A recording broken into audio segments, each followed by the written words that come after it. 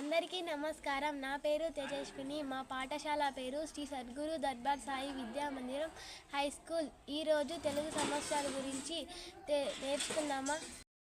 తెలుగు సంవత్సరాలు 60. ప్రభవ, విభవ, శుక్ల, ప్రమోదోత, ప్రజోత్పత్తి, అంగీరస, శ్రీముఖ, భావ, యువ, దత, ఈశ్వర, బహుధాన్య, ప్రమాది, విక్రమ, వృష, చిత్రభాను, స్వభాను, తారణ, ప్రార్థివ, వ్యయ, సర్వజిత్తు, సర్వధారి, విరోధి,